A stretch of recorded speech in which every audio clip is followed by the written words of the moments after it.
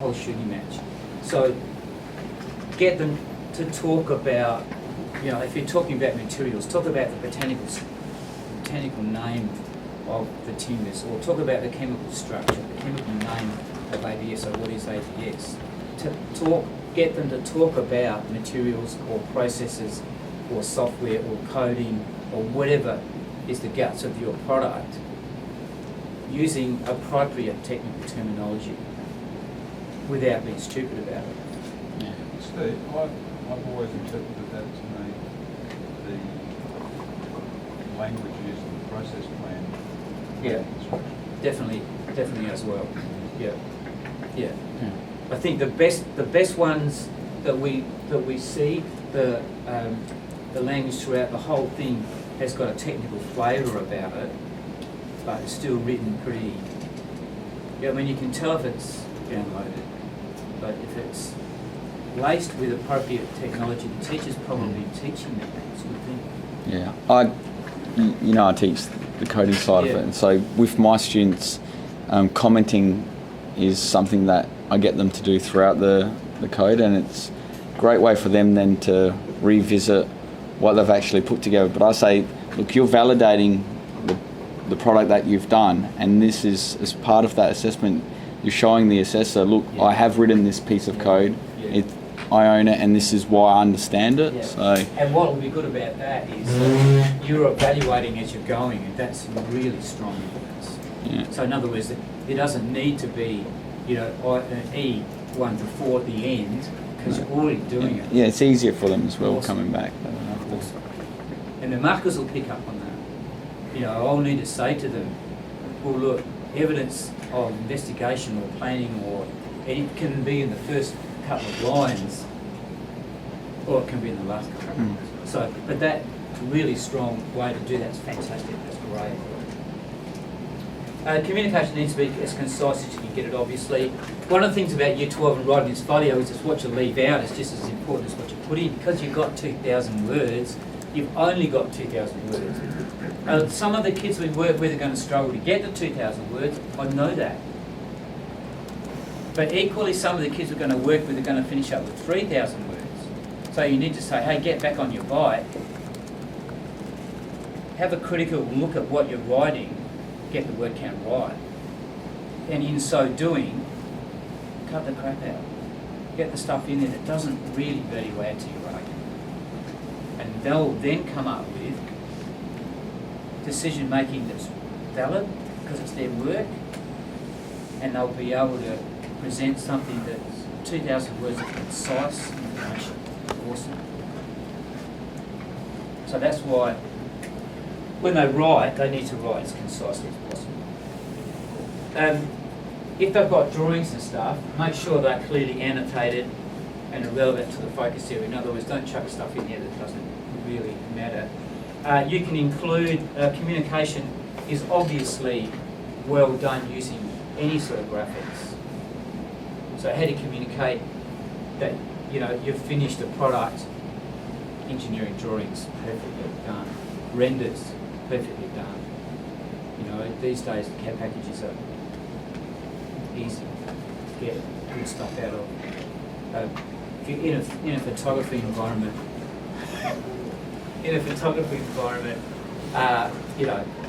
don't put the contact sheets in as they were. Used to be called contact sheets. Don't worry about that. But you put in several images that show what the final product's going to look like. Steve, just on that. Yeah. So the students if they're looking at one of the outcomes, they've got some sketches, some mock-ups, and then alongside that they've got what it actually looks like in digital format, which is more getting the product record side of things. Yeah. Is that still okay? Yeah. Just to take a snapshot, just to show that part of the story? Yeah, because like I was trying to say before, is you can't completely disassociate the making. So some of it's going to be... Also, Also, Steve, some of my students want to put in every part drawn up on the CAD. Yeah. It's better just to do a construction. I wouldn't go over the top. 3 or 4 pages of orthogonal drawings and stuff like that. Probably not. One page for all the smaller things. Yeah, I think when the marker's looking at it, because it's going to be in A4 format, it might be digital, but it's likely to be in A4. You know, orthogonal drawings usually don't look that crash on A4 anyway, so put them in, but yeah, don't go over the top of them. That's probably enough. You've got isometrics, perspective drawings, renders, stuff like that. Really do a great job. I mean, in a situation where you've got, say, photos, you know, you can put as many variations of the images in there as you like. You know, pre-Photoshop, post-Photoshop, during Photoshop, all that sort of stuff. You know, to show the sequence, because the unfortunate thing in a digital environment is that if you're in front of if you're using Photoshop, you're designing the final image, but you're also constructing the final image, aren't you? Because as soon as you make that change, it's the same in the CAD package. As soon as you change, you know, the dimension, because you're designing it to fit in an assembly, you're realising it at the same time, and the kids find that delineation a bit hard to understand. But they're on the side of making sure that it's all in there. You know, as long as it's not a list of ways that you've made the product, it'll be okay. As site maps, for example, find the site maps you can put in there. Could be covered throughout it. Now PL3, this is a really important part of it. And I'm going as quick as I can here. PL3 refers to the testing in my red. Didn't work very well, but it's meant to be boldish and in capitals. Refers to testing design solutions. So the perfect analogy is, don't put an image of a trial assembly in there, because a trial assembly is a manufacturing process where you're testing the realisation of your product. It's got nothing to do with the design. Waters get a bit muddy in a digital environment between testing and modifying design solutions for the reasons I spoke about before. So when you're sitting in front of a CAD package, you're testing and modifying. How many times would you test and modify a drawing or some code in a double lesson 50 or 60 times? You ain't going to be able to remember all those. So pick out 4 or 5 examples of significant times where you've tested your design solution, found that it's wanting, and modified it. Now, generally, that's done with a couple of images. In a coding environment, for example, you could write down a line of HTML code and show what that's done to the border in the page. Then you could modify that code and show where that's done, how that's changed it. You know, is that significant modification? Probably not. It's just an example. Same in a gaming situation. You can show how it's changed the movement of the character, or something like that, or it's changed the audio, whatever, pre and post. And try and get the kids to choose ballpark figure 3 or 4 significant testing and modify solutions. Now, one that I can show you in a minute, you know, there's hundreds of them that the kids put up there, not quite, but a lot. There's no problem with that as long as it doesn't attract the account. So I can't put too many in, but there will come a point where you don't need to put everything you've tested and modified in. But as long as it's about the design process, it'll be great. Like, for example, code testing, CAD assemblies, circuitry, 3D printing prototype. I do a lot of that myself. I say to my kids, my Year 12 kids, you own these 3-4 machines here. You know, they're making a whole range of different products. From Rubik Cube things to whatever. If you think, as soon as you've got something on CAD that you like, go and test it. That's awesome testing. That's what they're just tools. You put crap in, you get crap out. But if you use them well, they can actually physically see, oh, that just doesn't work. Let me go back and change things around.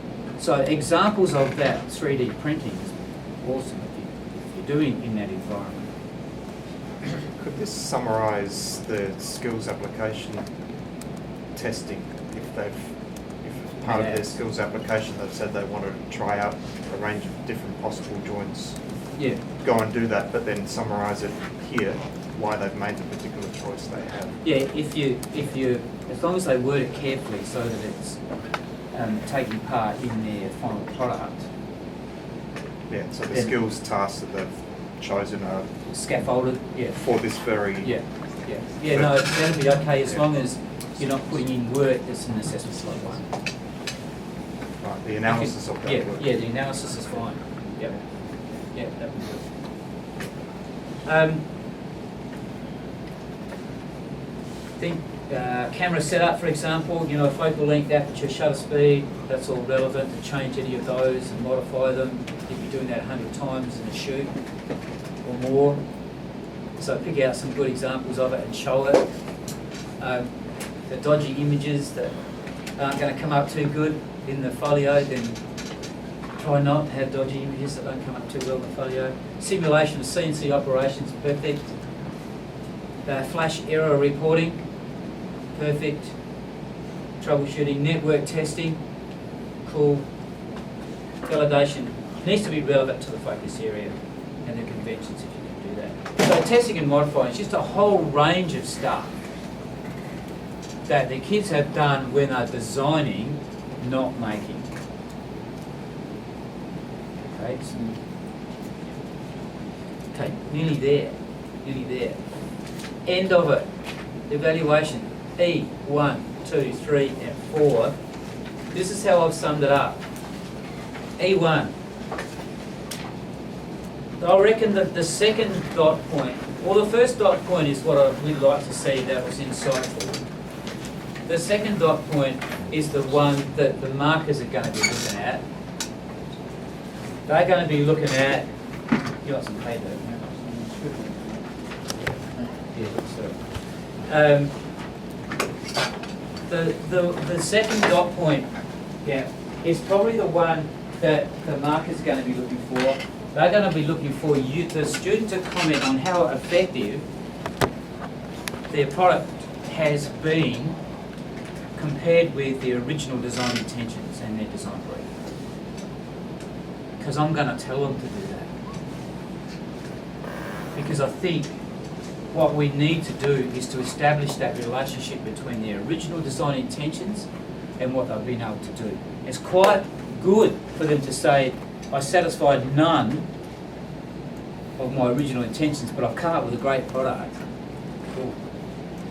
I wouldn't do that, but you know what I mean. So, an honest appraisal of what they've been able to satisfy along the journey and what they haven't is good.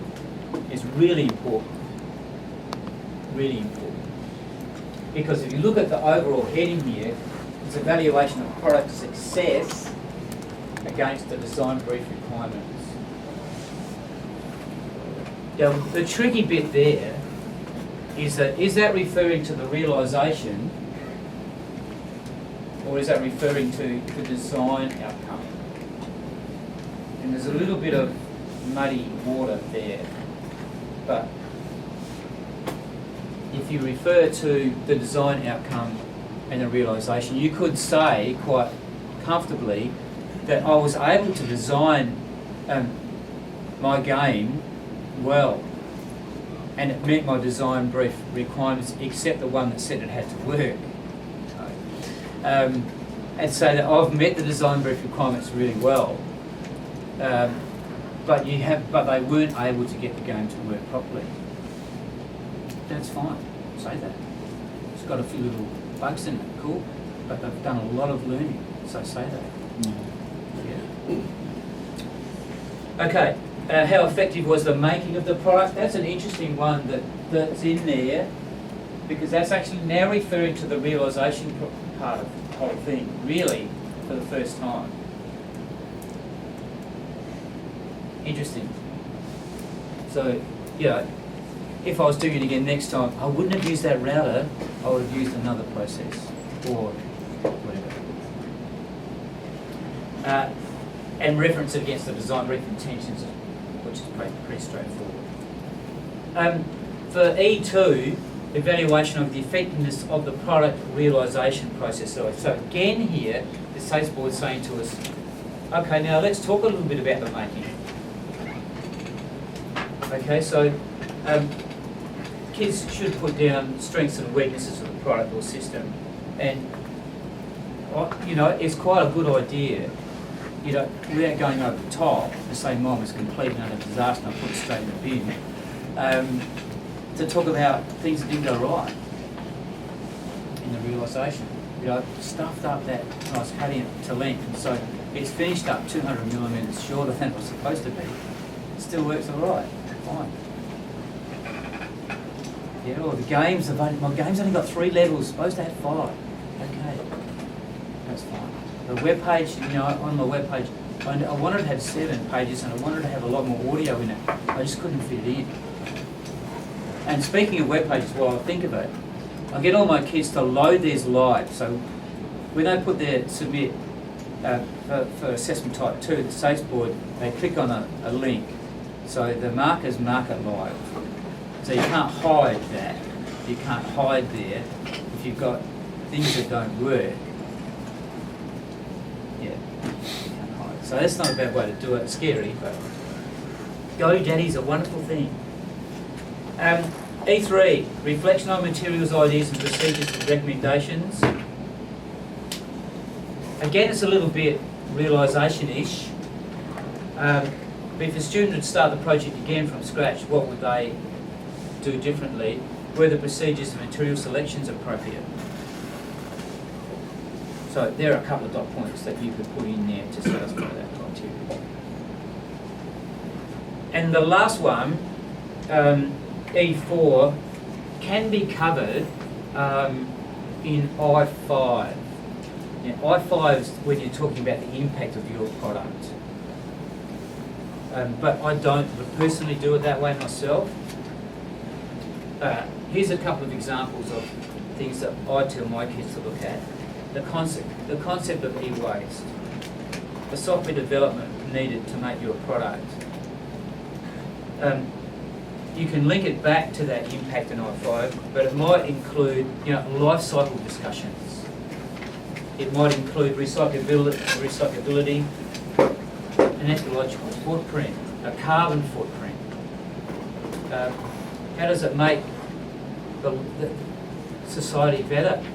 How could it make society better, given it's a prototype, but hey, I think it's a useful thing. Does it work? So you can take it, put it back to the solution of original need. They are just a few things. But you're only looking at about 200 words for this whole evaluation here. So you're looking at 4 statements of around about 50, 45, 55 words each, depending on how you've done your sums.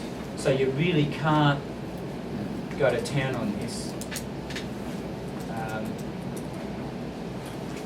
In a digital environment, it's a bit harder than it is in a workshop environment. But that e-waste one's good, and you can talk about a whole lot of other stuff there. All right, now, Steve, sure. Hello.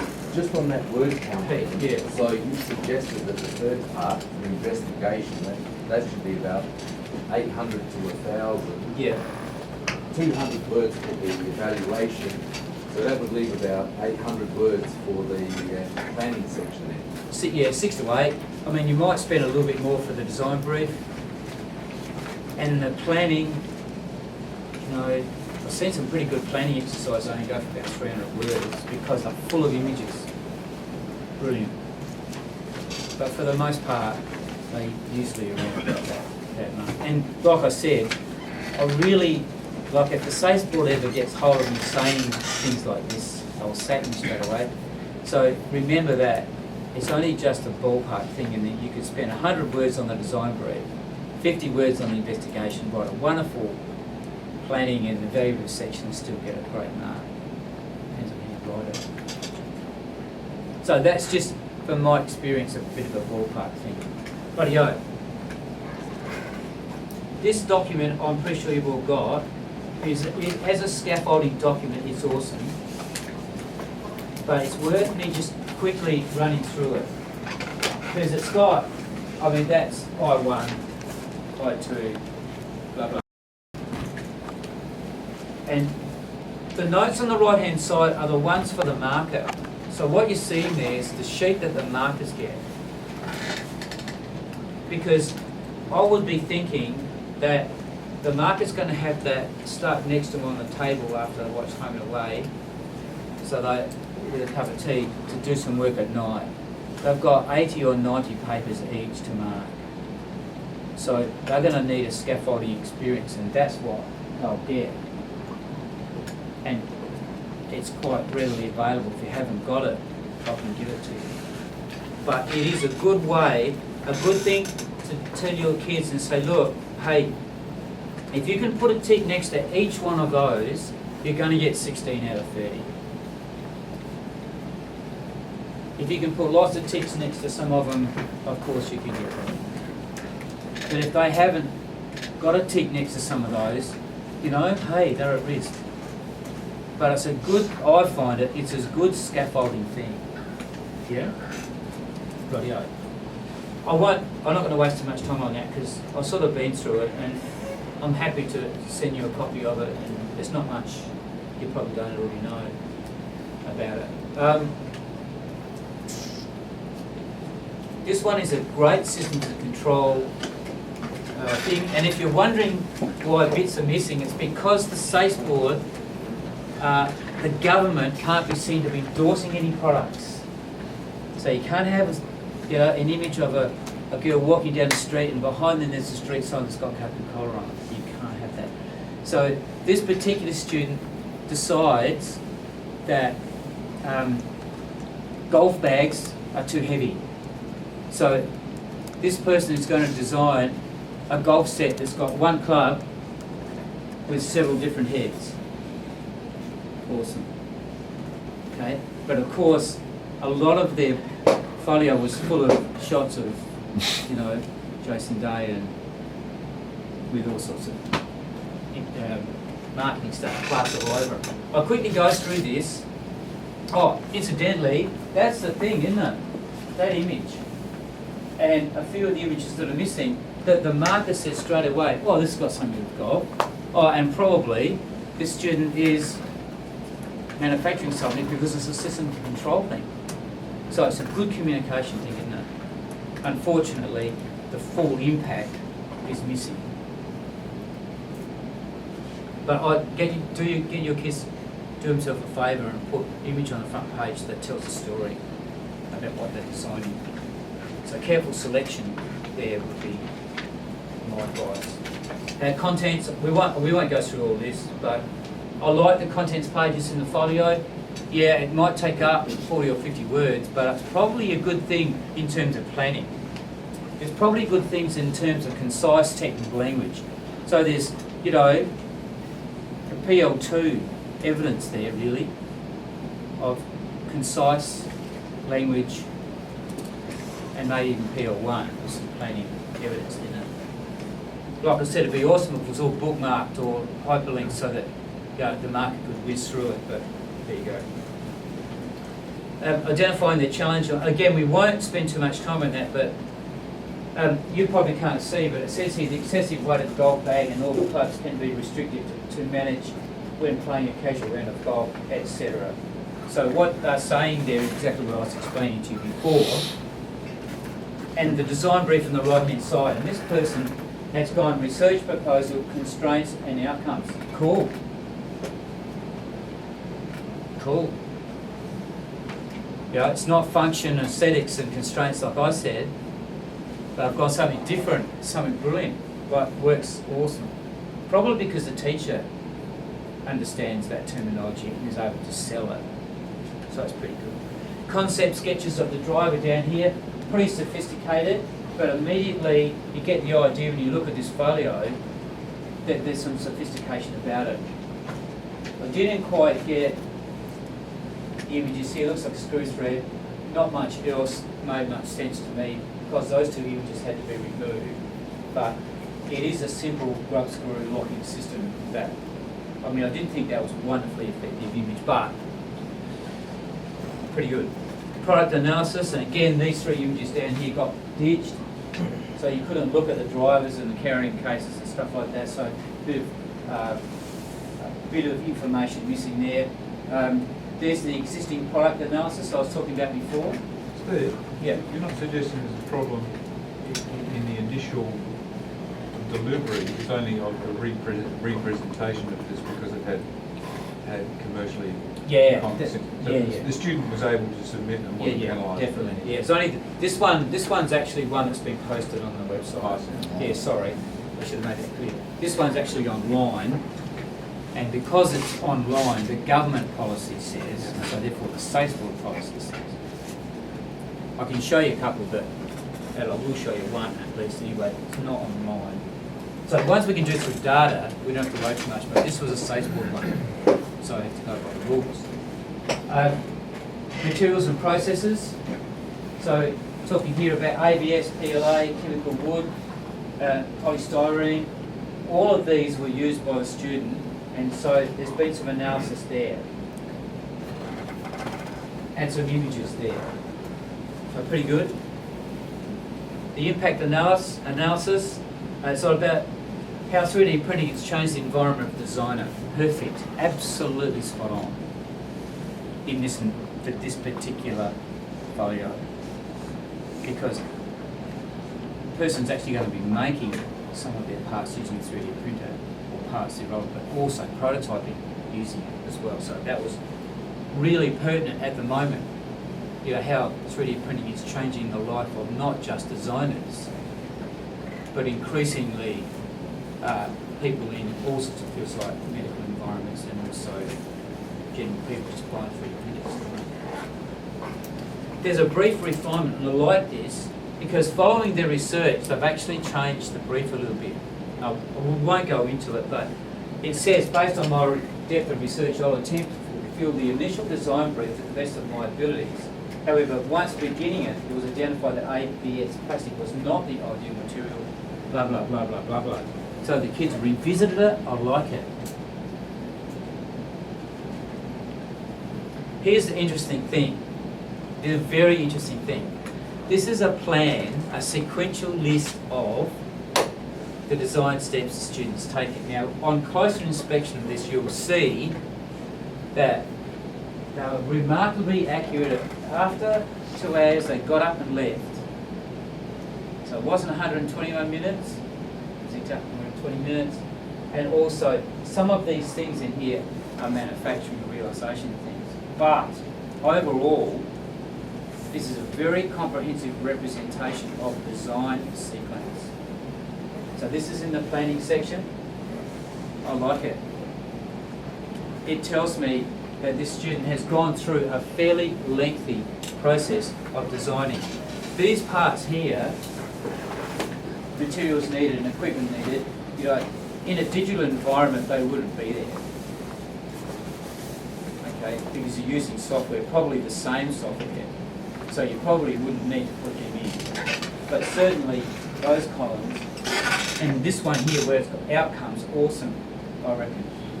You know, following this design sequence here, you know, the outcome has been that my product fits together, or the code works, or the navigation system functions, or whatever it is. And then more, but wait, there's more. So it's awesome. You see this bit here that we've got highlighted though, you know, that's manufacturing. I suppose you could mount an argument that you're looking at surface finish and still a design consideration, but overall, very, very good. Costing, pretty straightforward, all been there and done that, but I like it. You know, it's been set out in such a way that it's community, you can see where the costings are, you can see the type of materials that they're costing, and you can see down in here, you know, something about their budgeting. Pretty good. Concept sketches, they call them sketches, but really CAD drawings that are basically renders. Fine, doesn't matter, they communicates really well. And then there's several orthogonals or concept sketches, as I've called them. And my comments are up the top there, or comments up the top there. Following pages provide instances of in-depth analysis of information, blah, blah. So really good. The concept sketches, and there's the putter and the driver and so on. And then the CAD evolution here, where you've got something like a Boolean process down here in CAD, good. We already knew it was sophisticated enough, but there's some really good evidence of your CAD processes in there, which is really good. Here we go, testing models and modifications. Now, we won't spend a lot of time on this, but suffice to say that if you could see these images up close, there is a sequence. I mean, it doesn't get much better than that, really. There's a description over here of what's going on, but there's a sequence of testing and modifying, and you can see the model being developed with each prototype. You know, pretty good. Does it attract a big word count? No. Does it communicate? More, I won't go on with a lot of this because it's just really good work. Testing and modifying. Yeah. So this was done with a combination of 3D printing and CNC machining to manufacture the systems and things like that. Some more parts. So you can see that this student has really nailed the testing and modifying. You wouldn't need to do half of what this person's done, but congratulations to them. And so on. Engineering drawings, and again, no word count, but hell of a lot of evidence of planning and final realisation, even though there's not really a criteria for that. It just makes you feel better to know that that was actually finished, and there's been some engineering drawings going on with it. Excellent communication. So if you go back to PL2, you're going to go tick pretty quick. Then the final renders, the final concept modelling, and the putter and the driver and the sand wedge at the back at home, smashing a few windows. The eval with 4 discrete sections and this little chart on the side here is pretty good. Ticking back to the design brief requirements. So that's that link I was talking about before, going back to the design brief requirements, and then the references. Pretty good? Steve, Yeah. just got a quick question from Sarah from Mount Buller. You got 5 people watching you, Cool. which is pretty good. Isn't there something better to watch? No. MasterChef will finish, Yeah, I said so. that's it, yeah. She just mentioned with the marking guide sheet, to get access to that, would that be you emailing it? Email, and all you Okay. need to do is email me and I'll email anything that Fantastic. you've seen, including the PowerPoint, anything like that. Great. If you want it, by all means. All right, thank you. So this one here, this will be the last one to show you because there's a few other little quick things I just want to say and then whatever. This is an IT one and a web page one. Really well set out in terms of the way that the student's gone about formatting, and so therefore PL2, very good. Again, we've got the menu page, if you like, contents page. Design brief. Notice that they've used some different terminology, inspiration, like that, cool. A website map there to show how you can navigate your way through it. Design brief with aesthetics and some constraints. And these are the websites that they've looked at. And I've done the description, and sometimes that can work. Well, often works, but I think it's the way I'm thinking at the moment. The more concise ones have identified the criteria and its particular cost. I think that's probably a better way to do it. More investigations. about web pages, and I won't bore you with all this stuff. Just suffice to say that, you know, we're going through it, and you can see that, you know, it's a reasonably complex bit of work there in the investigation. And then the little essay talk about environment information, so talking about internet traffic, stuff like that. Yeah, it was in the context. Some coding, some planning, some evidence of server-side technology stuff that they've done, and then a little bit more of that, about why they've chosen what they've chosen, and some invaluable stuff. And they use that tick box thing as well. Now, that first one we looked at was 30 out of 30. Okay. That one, I think, was 28, so it was a pretty good one. The first one we looked at was probably 35 out of 30. And you might think that's a funny way of saying it, but, you know, there was way more evidence in a lot of those sections than we actually needed to reward that particular student.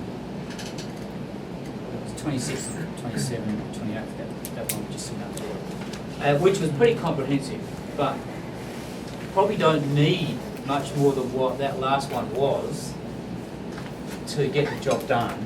And the first one we saw was just a brilliant piece of work with a little bit more work we actually needed. So just to finish off this little bit, the marking. My recommendation would be that you say to your kids, the marker is going to look at each one of those assessment design criteria, like that sheet we had up before.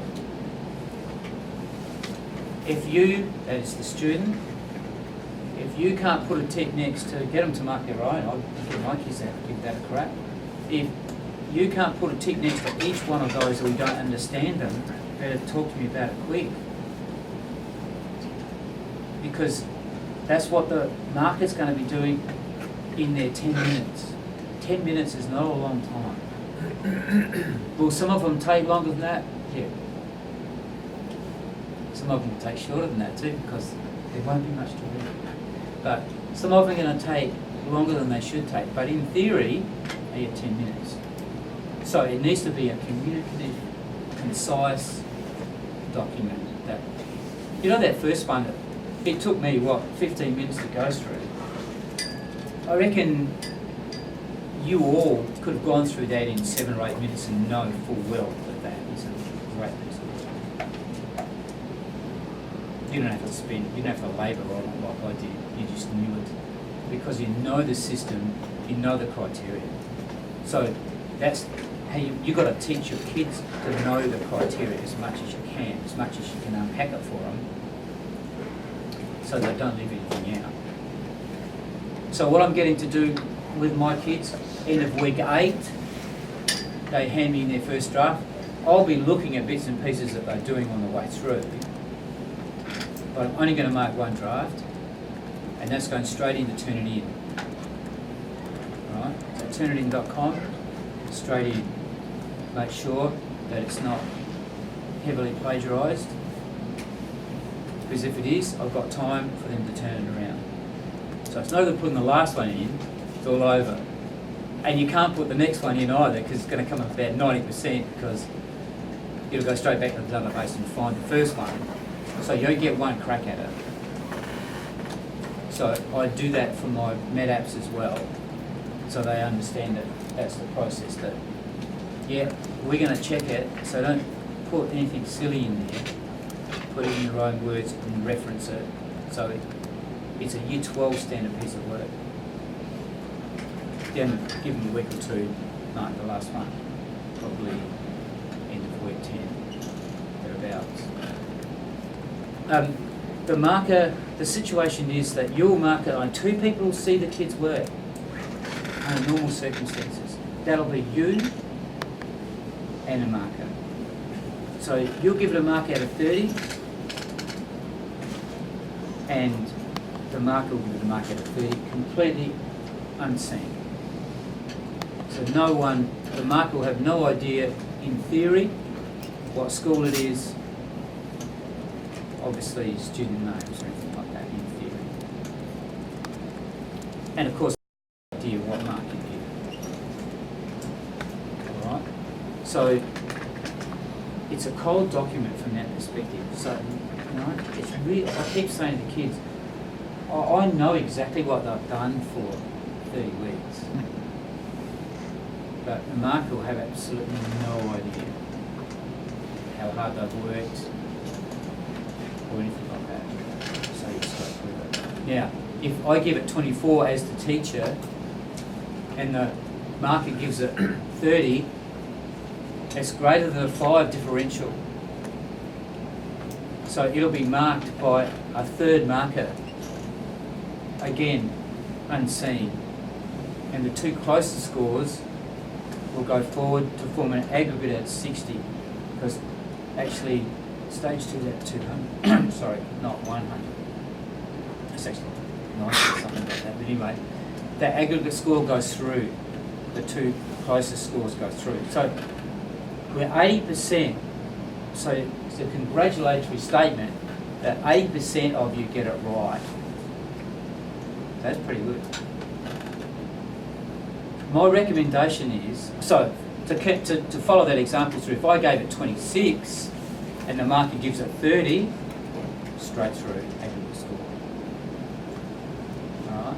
If I give it 26, the marker gives it 18, it's marked again. Everyone clear on that? Five marks. So I'm always thinking as a teacher, well, I don't want those buggers down the bloody safe board thinking, I've been generous or anything like that, so I have to be careful. As a teacher, I think very carefully about, the marks I give my kids. And I'm no different than anyone else. I'll be having the same problems that everyone else is having, trying to get it right. And so I look at them globally with my own kids, because I just know them. But when I'm in the marking situation, like I will be, I'm mainly a third marker or a fourth marker, so I don't get a whole pile of second marking to do. But when I am in that situation, I just read it first to try and get a feeling about where I think the student's at, and then go back and go through the criteria to sort it out. So it's a sort of a global thing for me to start off with, followed by, well, I better go back and find out, where's their 3? Or have I missed that, or something like that. So when you're doing your marking, that's what I reckon you should give those kids, that sheet of paper, something like it, so that they know exactly what they've got and have not missed anything, hopefully. So they can revisit that and do a little bit of self-analysing to make sure they haven't missed anything out. And you saw we can't really draft, lots of times, because it becomes your paper. So, we've got a bit of a duty of care there in terms of that. Next thing, word counts. If I'm at a clarifying forum and I'm talking to you about word counts, I'm going to be saying it's 2,000 words. After that, the mark's going to stop. I'm talking to you as world teachers. We're all going to yard duty. So I'm just telling you that the word count is 2,000 words. If it's just a fraction over, no one's going to care. But when you're over 2,000 words, the risk, of course, is that the mark could stop. Because they're all different. There's 43 of them at the minute. It's a massive team. It might even morph out to more. We've got more kids doing it this year than we had last year. Yes. So you can imagine over 45 people or whatever it's going to be, to get that consistency is a pretty tough gig. So you run the risk if you go over the word count. If you want clarification of the word count, we haven't got enough time between now and midnight for me to do that, except on the SACE board there is a definition of what the word count's all about. But basically anything that you write, the students write, that goes towards proving their argument is counted. Okay, there's a few misconceptions around about tables and things like that. It doesn't matter if they're in tables or annotations or anything like that. If it goes towards the argument, then it's going to be counted. It is a bit of a contentious thing. Do you know, when you pick up a paper, like that one we looked at before, you know, I'd be thinking that was over 2,000 words. I can't find out, but I will find out. I'm not going to go back and count the words. If you think it's over, it probably is. So if the marker picks up the word, I know it. If you pick up a bit of paper and you're reading it and you think, there's a hell of, there's 500 words on this 2 pages alone, you're probably going to be looking at a word count, and then nasty things can happen. But if it doesn't look like it's over the word count because it's concisely written, and it might be 2,200 words, or it might be 2,100 words, it's probably going to be okay. You can't quote me on that, because the safe board line is, and I'll be standing here in front of some people in a few weeks' time saying, if it's over 2,000 words, stop. But they won't count it, because I wouldn't either, unless I think it's over. Oh yeah, definitely, and Word likes to give you, and I think, I could be wrong about this, but I think you're supposed to, it's mandated that you're supposed to put the word count on it. But of course that means nothing if you don't put it on there, but you're supposed to. So if kids hand up Word files, you can check it anyway, but hand up digital. So the next thing is, how do you what sort of format's going to work? Well, any format works. If it's digital, PDF, Word files, anything that you want, as long as it keeps its formatting, is fine. Or of course, hard copy. And the hard copy stuff is by far the most popular still. In a digital environment that I work a lot in, I would be hitting up anything hard copy. It would all be digital. I'm not sure if that's an advantage, actually. I thought it seemed like a good idea at the time, so that you can get the graphics and stuff looking good on the computer screen, so it probably won't look that good on a bit of paper, depending on the quality of your printer. So I thought it was an equitable thing to do. But the truth is, people like picking up bits of paper and reading it more than they like sitting in front of a computer screen.